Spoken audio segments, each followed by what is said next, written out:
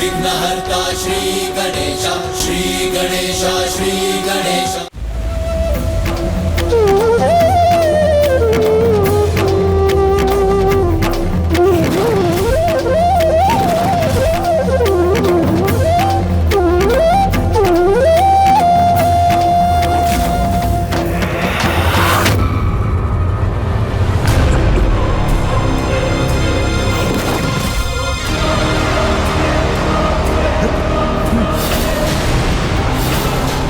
इस दुष्ट ने तो बांसुरी की ध्वनि से सबको सम्मोहित कर लिया है। बिना युद्ध किए ही हम अपना राज्य और अपने स्वर्गलोक पर से आधिपत्य खो चुके हैं।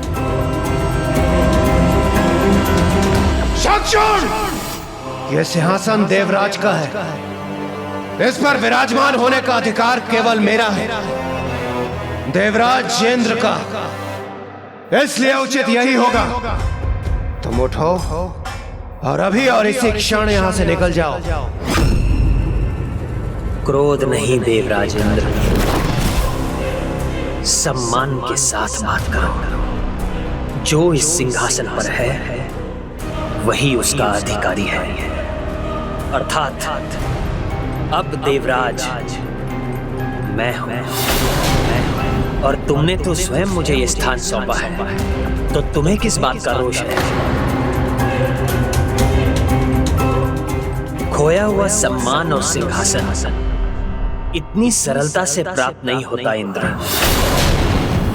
उसके लिए प्रयत्न करना होगा। तो मैं प्रस्तुत हूं, ले सको तो ले लो पुनः अपना सिंहासन।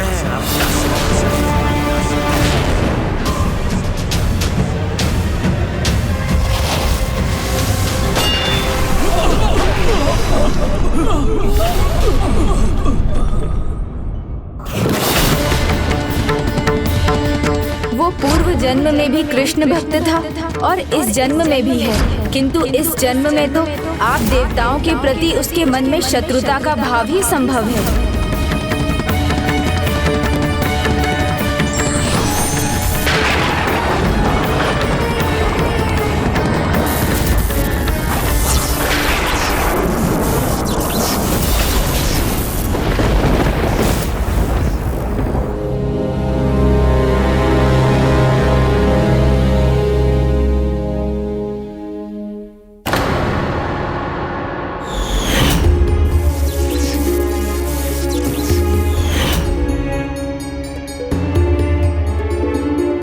पुत्री, देवताओं के कोई भी अस्त्र शंखचूड़ को आहत नहीं कर सकते। जिस प्रकार उसने दोनों लोकों पे विजय पाई है, उसी प्रकार वो देवताओं पर भी विजय पाएगा। हाँ पिताश्री, किंतु एक पत्नी होने के नाते उनके लिए चिंतित रहती हूँ। बस वो कुशल रहे, सुरक्षित रहे और विजयी हो, यही कामना है मेरी प्रभु से। देवगण!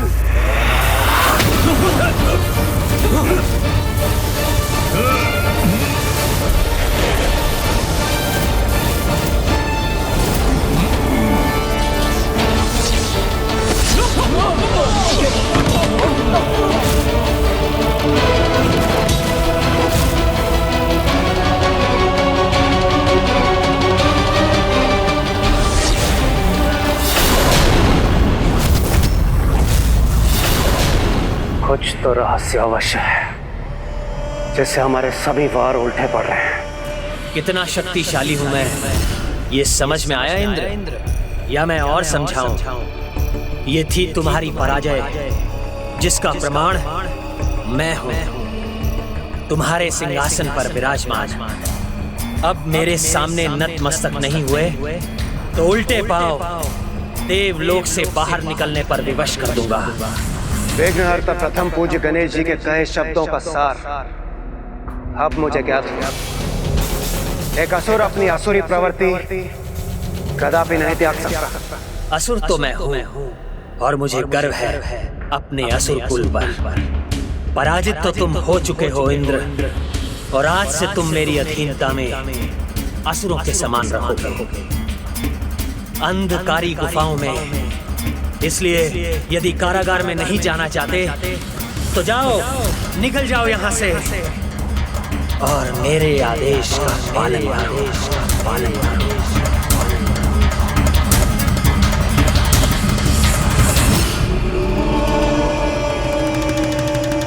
तुम कहाँ जा रहे हो?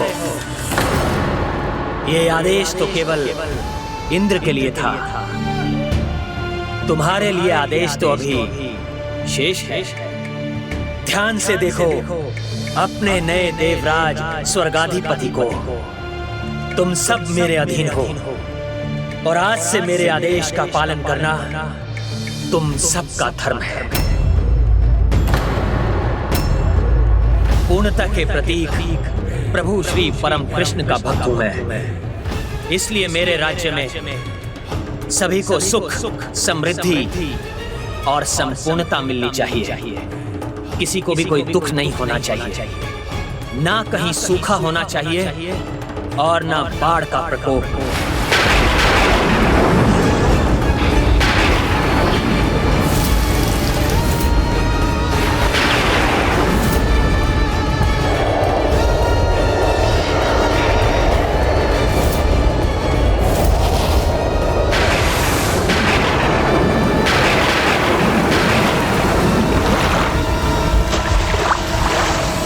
कुबेर, जिनके गृह में अन्न नहीं, उनके भंडार अन्न से भर जाने चाहिए। जो निर्धन हो, उसके गृह में धन संपत्ति होनी चाहिए। विश्वकर्मा, जिनके पास भवन नहीं, उन्हें भवन मिलने चाहिए। और जो अपने पांव पर चलने पर ही विवश हैं, उन्हें भी रथ मिलने चाहिए। कर्म कैसे भी हो, जो भी हो, उसका फल मात्र और मात्र सुख और संपूर्णता ही होना चाहिए।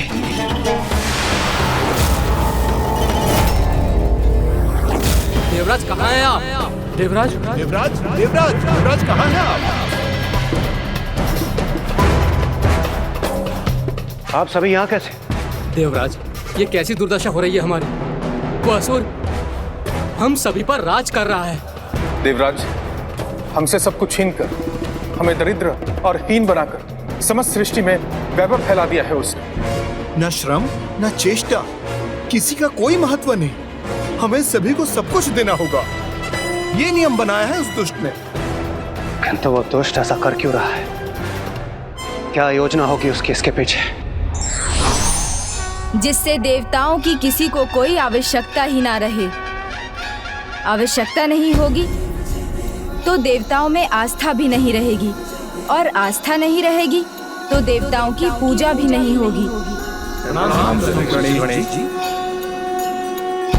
जब कर्म का महत्व नहीं रहेगा तो सुकर्म और दुष्कर्म में कोई भेद ही नहीं रहेगा, और तब स्वयं को भक्ति एवं धर्मपरायणता से सुधारने की कोई आवश्यकता नहीं रहेगी। और जब इनका कोई महत्व नहीं रहेगा तो भगवान में विश्वास क्यों रहेगा? और भगवान में विश्वास नहीं रहेगा तो आसुरी प्रवृत्तियां फैलेंगी, मनुष्य भी आसुरी व्यवहार करेंगे। वही चाहता है शंखचूड़, वो भगवान का नाम ही मिटाना चाहता है। मनुष्य के कर्म उसका भाग्य निर्धारित करते हैं। स्वयं को तपाने से ही मनुष्य स्वर्ण के समान निखरता है, और जीवन का संघर्ष व्यक्ति के चरित्र को निखारता है, उसे दूसरों के प्रति संवेदनशील बनाता है। किंतु जहाँ संघर्ष नहीं है, जहाँ सब कुछ बिना प्रयास किए ही अधिकता में प्राप्त हो, वहाँ ना किसी उपलब्धि का सम्मान होता है और ना ही किसी वस्तु का। अर्थात भोजन, जल, संपत्ति सब व्यर्थ करने का आचरण फैल जाएगा। ऐसी परिस्थिति में पाप और पुण्य का भेद मिट जाता है। अधर्म और अधर्मियों की सत्ता स्थापित होती है। मनुष्य अनुचित आचरण के आदी हो जाते हैं। बुराई का फल ही ना मिले तो फिर बुरे कर्मों को करने में कैसा भय? इस प्रकार भय विहीन समाज में मनुष्य अच्छे बुरे का ध्यान किए बिना अधर्म करने के लिए स्वयं को स्वतंत्र मानेगा। इसलिए शंखचूड़ संपूर्णता का नहीं, अधर्म का विस्तार कर रहा है। जिससे देव पूजा रोककर सभी शंखचूड़ की ही पूजा करने लगे। त्रिलोकाधिपति भगवान शंखचूड़ की जय। हमसे बहुत बड़ी भूल हुई है प्रभु। आपके सतर्क करने पर भी हम उस दुष्ट से भ्रमित हो गए। एक भूल तो हुई है देवराज, जिसका इतना भयंकर परिणाम हुआ, किंतु अब भूतकाल के बारे में विचार करने की एक और भूल मत कीजिए। जो बीत गया उसको तो नहीं सुधारा जा सकता, किंतु जो होने वाला है, जो भविष्य है, उसको सुधारने के लिए अभी वर्तमान में कुछ करना अनिवार्य है। उसका विचार कीजिए। आप उचित कह रहे हैं गणेश। हमें शंखचूड़ को पराजित कर धर्म की सत्ता पुनः स्थापित करनी होगी। उसकी पराजय सुनिश्चित करने के लिए हमें आपकी सहायता की आवश्यकता पड़ेगी। वो श्री परम कृष्ण का भक्त है और मैं कृष्ण तत्व हूँ। भगवान और भक्त की मर्यादा का पालन करते हुए स्वयं मेरा उससे युद्ध करना अनुचित होगा।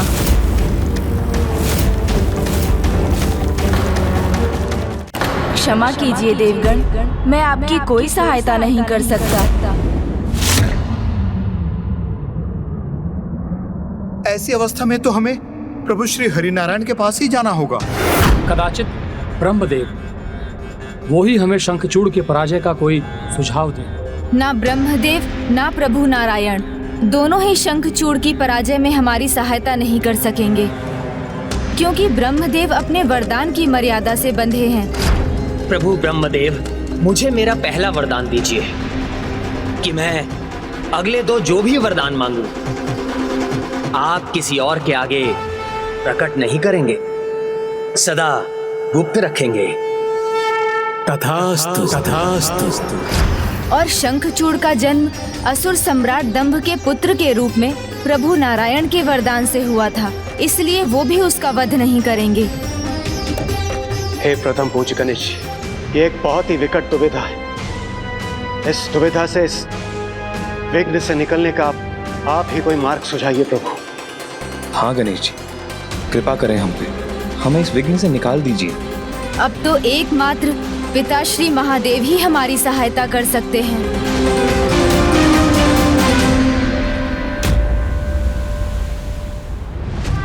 विराजिए पिताश्री। स्वागत है पिताश्री। देखिए, आपके पुत्र ने आपकी सभी इच्छाएं पूर्ण कर दी। त्रिलोक विजेता बन गया हूं मैं, और अब स्वर्ग लोक पर भी हमारा अधिकार है। स्वर्ग लोक के सिंहासन पर विराजमान आप मुझे आशीर्वाद दीजिए पिताश्री।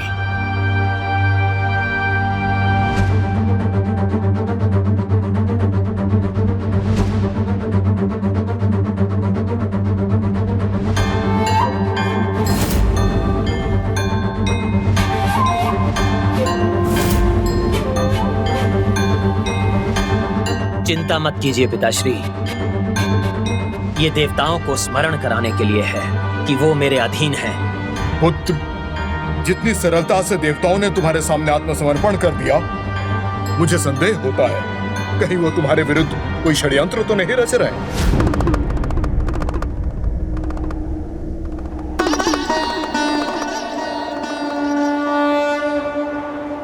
देवगण, मैं आपकी इस समस्या में कोई सहायता नहीं कर सकता।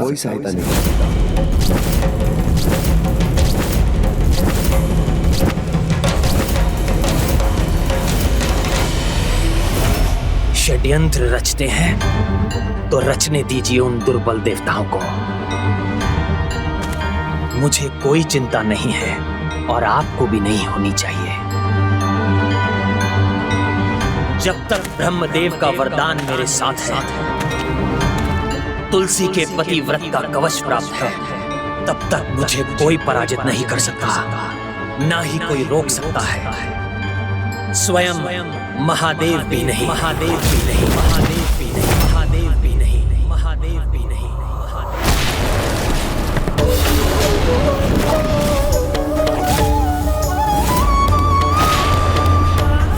ये कैसा अशुभ संकेत था? ये क्या देखा मैंने? नहीं नहीं, ये अवश्य मेरा भ्रम ही था।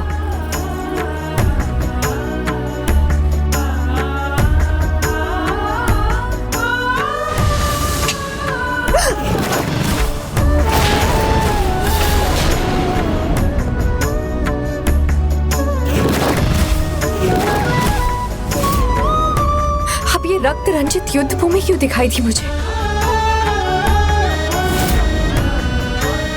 ऐसा सर्वनाशी युद्ध जो कदापि नहीं होना चाहिए, उसका ये कैसा संकेत मिल रहा है मुझे प्रभु?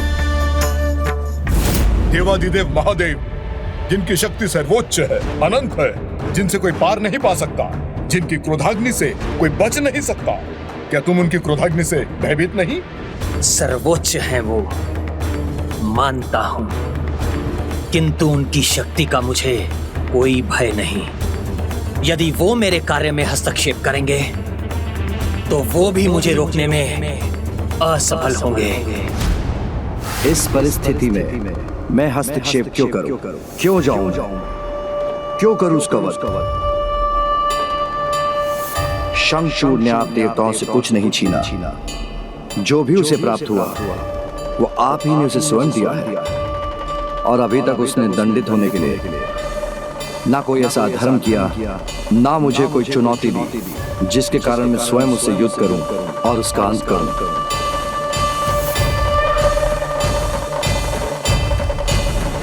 पिताश्री, क्या संसार के चक्र के विपरीत जाना महादेव महाकाल को चुनौती नहीं? क्या शंखचूड़ और उसके कर्मों के कारण यज्ञ, पूजा, हवन आदि का थम जाना आपका अपमान नहीं? धर्म और कर्म का त्याग करवाकर क्या मनुष्यों की हिंसक प्रवृत्तियों को बढ़ाना, उन्हें व्यसनी बना देना, उनमें मदिरा, कामुकता आदि को बढ़ाना, क्या ये उसका अपराध नहीं? और ऐसा महाअपराध करने वाला शंखचूड़ क्या कठोर दंड का आपके द्वारा उसके अंत का भागी नहीं? पुत्र, धर्म कर्म करने या उनका त्याग करने के लिए प्रत्येक मनुष्य स्वयं उत्तरदायी है।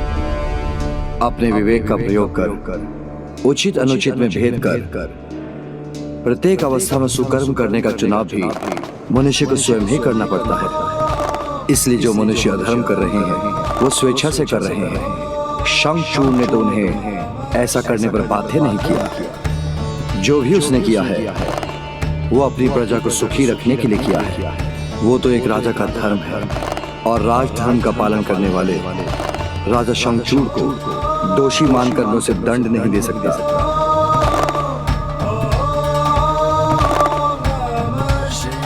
सर्वप्रथम हमें उसे ज्ञात कराना होगा कि जिसे वो अपनी प्रजा का सुख मान रहा है उसके कारण अधर्म का प्रचार हो रहा है। यदि ये ज्ञात होने पर भी उसमें कोई सुधार नहीं आया तब ये उसका अपराध होगा, जिसके कारण वो कठोर दंड का भागी बनेगा।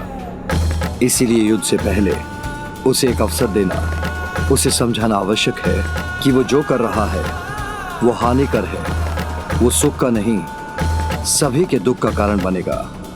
क्योंकि सुखार्थम सर्वभूतानां मतः सर्वा प्रवृत्त्यः सुखम नास्ति विना धर्मम् तस्मात् धर्म परो भव।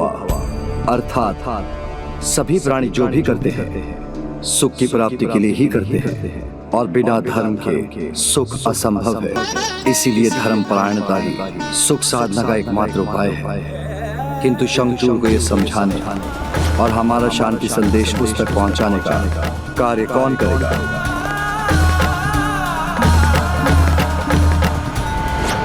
ये तो सर्वथा उचित कहा है पिताश्री ने, एवं ये शांति संदेश तो मेरे लिए भी एक सुनहरा अवसर होगा स्वयं शंखचूड़ के मुख से उसके वरदान के रहस्य को जानने का। किंतु स्वामी, वो असुर तो देवताओं का विरोधी है, इसीलिए किसी भी देवता के मुख से कुछ भी कहा जाएगा वो कदापि नहीं सुनेगा। तो फिर कौन जा सकता है वहाँ?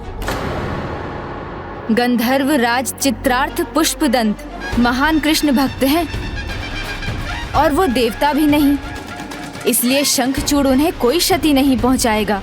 उनकी बात वो अवश्य सुनेगा।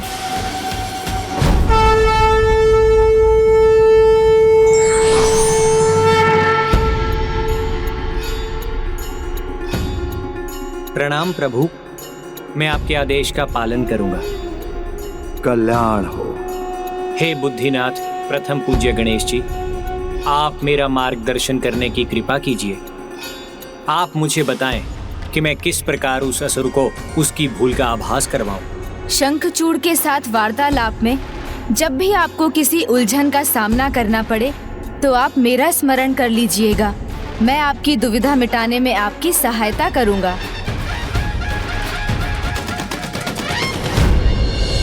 अकारण तो नहीं आए होंगे आप, तो कहिए कौन हैं आप और क्या कहना है आपको?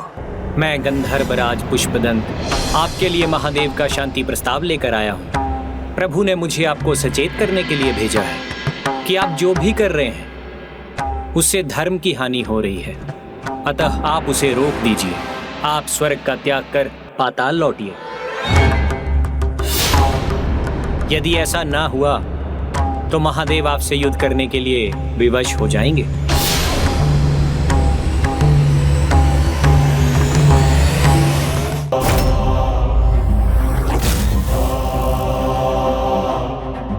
हानि हो रही है संसार की?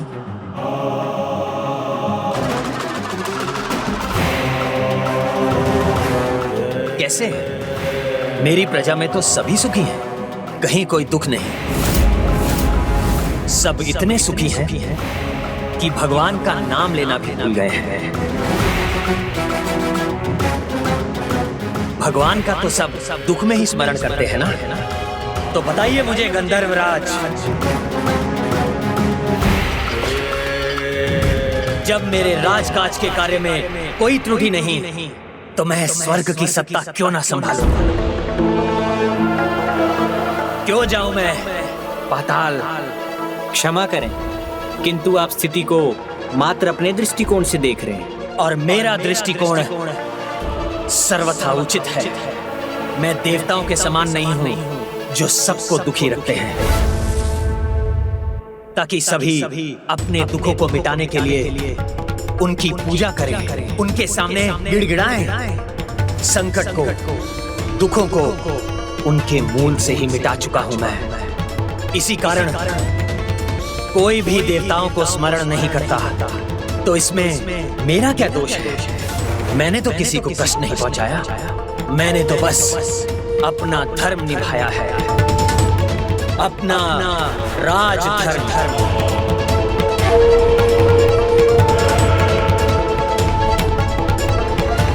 हे गणेश जी, हे बुद्धिदाता, शंखचूड़ के प्रश्नों के उत्तर मेरे पास नहीं। अब आप ही मेरी सहायता कीजिए जिससे मैं उसे समझा सकूं।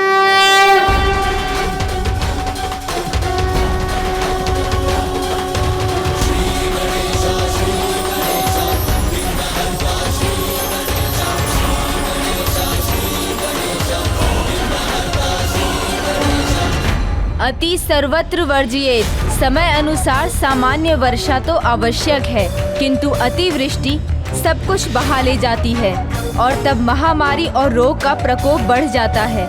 सूर्य का ताप आवश्यक है, किंतु जब उस ताप की अति हो जाए तो वो सबको जलाकर नष्ट कर देता है और तब सभी प्राणी अन्न के एक एक दाने और जल की एक एक बूंद के लिए व्याकुल हो उठते हैं। इसीलिए अति से बचना चाहिए, उसका परिणाम सदैव हानिकारक होता है।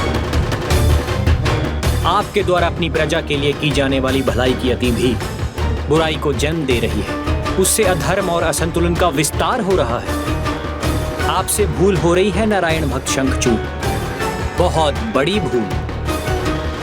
ईश्वर के प्रति आस्था और धर्म का पालन कुछ पाने की इच्छा से नहीं किया जाता। जिस प्रकार हम अपने बड़ों का आदर कुछ पाने की इच्छा से नहीं, अपितु उनके प्रति अपना आदर और सम्मान प्रकट करने के लिए करते हैं। यही धर्म है, यही सुकर्म है। किंतु आप मनुष्यों को यही विस्मृत कराना चाहते हैं। इसलिए आप अपनी भूल स्वीकार कीजिए शंखचूड़, और स्वर्ग का त्याग कर यहाँ से चले जाइए।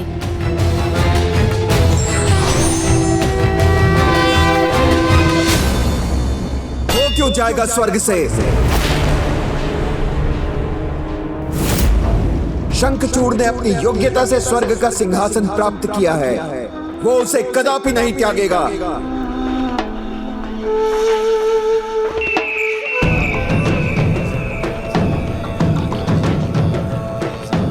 राजधर्म का पालन करना प्रत्येक राजा का धर्म होता है।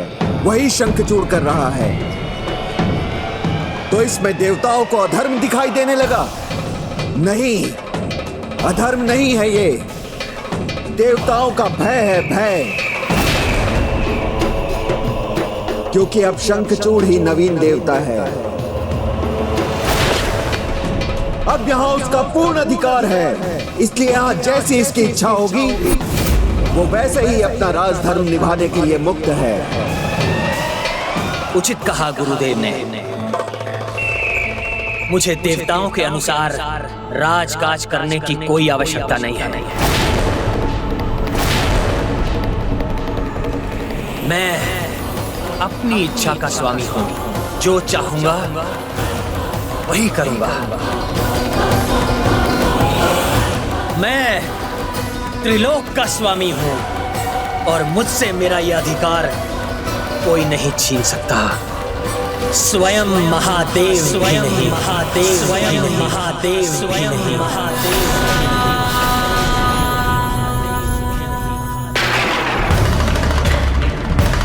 अब तुमने अपना चुनाव कर लिया है शंखचूड़, तो यही अवसर है तुम्हारे वरदान के रहस्य को ज्ञात करने का। स्वयं को देवता मानना बहुत बड़ी भूल है आपकी, क्योंकि इस भ्रम में आप महादेव के साथ युद्ध करने के लिए तत्पर हुए हैं, और महादेव के साथ युद्ध का एक ही अर्थ है, मृत्यु। मृत्यु मृत्यु मृत्यु की कोई चिंता नहीं है मुझे। आप फिर भूल कर रहे हैं। मुझे ज्ञात है कि आपको ऐसे वरदान प्राप्त हैं जिनके कारण आप स्वयं को सुरक्षित समझ रहे हैं, किंतु प्रभु महादेव के सामने ना आपके वरदान टिक सकेंगे और ना ही आप। मुझे क्या वरदान प्राप्त है ये तुम्हें ज्ञात नहीं। हाँ, ये तो उचित है, हमें तुम्हारे वरदानों का ज्ञान नहीं, किंतु अब ये रहस्य स्वयं तुम उजागर करोगे शंखचूड़। आपने सत्य कहा। मुझे नहीं ज्ञात कि आपको कैसा वरदान प्राप्त है, किंतु इतिहास का ज्ञान है मुझे, और कदाचित आप ये भूल रहे हैं शंखचूड़, क्योंकि आपसे पहले भी बहुत शक्तिशाली असुर हुए हैं। जलंधर, अंधक, अंधक और त्रिपुरासुर, उनको भी यही विश्वास था कि उनके वरदान ने उनको अजेय बना दिया है, किंतु उनका विश्वास असत्य प्रमाणित हुआ और भयंकर अंत हुआ उनका। जब उसके पाप की गागर भरी, तब नारायण का वरदान भी जलंधर को महारौद्र महाकाल भगवान शिव से बचा ना सका, और ना ही अंधक और त्रिपुरासुर को ब्रह्मदेव के वरदान ही सुरक्षित रख सके। प्रभु महादेव ने इतने शक्तिशाली वरदानों को निरर्थक बनाकर उन असुरों के वध का भी उपाय ढूंढ लिया। तो तुम उनके सामने कहां सुरक्षित हो? तुम्हारा तो वरदान भी इतना शक्तिशाली नहीं। शक्ति है मेरे पास, मेरे वरदान की एक नहीं, ऐसे 2 वरदान है मेरे पास, जिनके कारण महादेव तो क्या, तीनों त्रिदेव भी आ जाए तो मेरा अनिष्ट नहीं कर सकते। तीनों त्रिदेव भी आ जाए तो मेरा अनिष्ट नहीं कर सकते। ओह, कदाचित ये शंखचूड़ को उकसाकर उसके वरदान का रहस्य ज्ञात करना चाहता है। तुम्हारे वरदान की शक्ति तो तुम्हें ही ज्ञात है, किंतु जिस प्रकार तुम बोल रहे हो उससे तो ऐसा ही प्रतीत होता है कि तुम्हें अमरत्व का वरदान प्राप्त है। हाँ, हाँ, अमृत ही प्राप्त है मुझे। ऐसा वरदानी कवच है जिसके कारण मैं देवताओं के सामने अजय हूँ, और ऐसा शक्ति कवच है मेरे पास जिसने मुझे त्रिदेवों से भी सुरक्षित कर दिया है। बस इतना ही पर्याप्त है।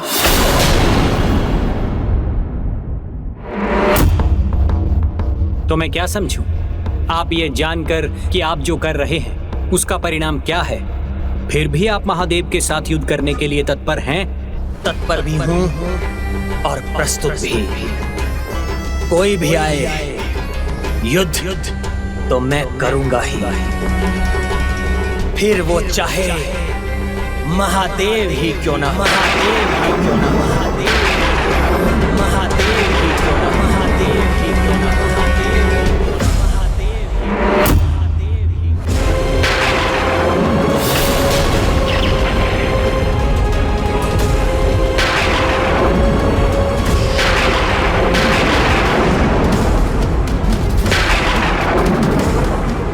ये क्या था?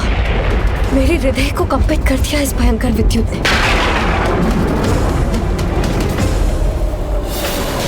मेरी पूजा का अखंड दीपक, उसे कुछ नहीं होना चाहिए।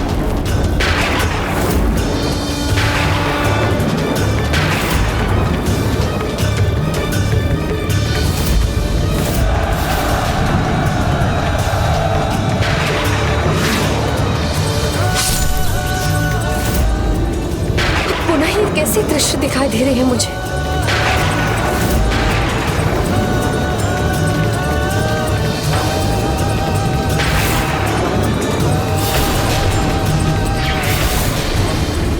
स्वामी महादेव के सामने।